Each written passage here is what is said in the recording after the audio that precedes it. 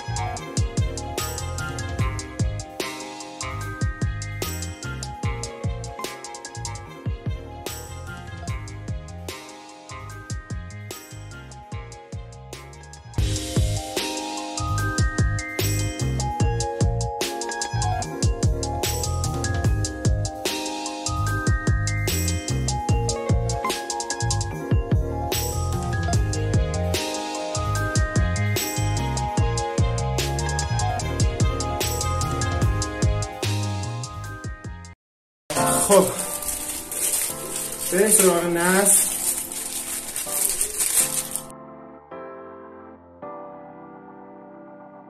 تبدیل میخواد؟ این چه تبدیلیه؟ داریم ما همچین تبدیلی؟ کارمون در اومد.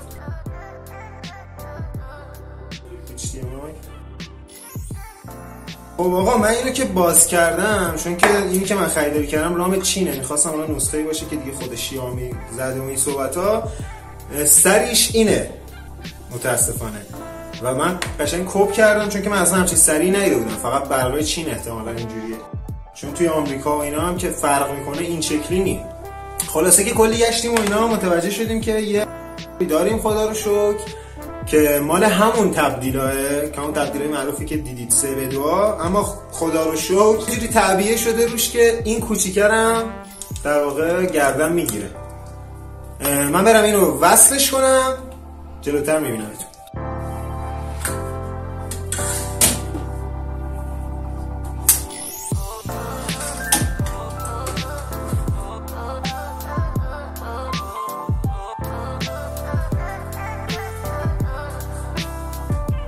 HDMI های این صدای باز کردن HDMI های خیلی لذت بخشه. استفاده میکنم. HDMI نیست. HDMI به نظرم نیست. چه تبدیلیه؟ آقا فکر کنم این DPه، چون من DP نمیدونم چیه، ولی میدونم که کیفیت بهتری از تصویر رو میده. 144 هرتزی که این ساپورت میکنه رو باید با DP بگیریم ازش. HDMI سری 2 که روشه این کارو نمیکنه. خب من DP نمیدونم رو لپتاپم هست، حالا وصل کنیم ببینیم چی میشه. آقا من لپتاپو گشتم، DP من ندارم، باید تبدیل بخریم احتمالاً براش، ولی خب HDMI خونه داشتم، با HDMI فعلا وصل میکنیم ببینیم چی میشه. بریم بزنیم برق.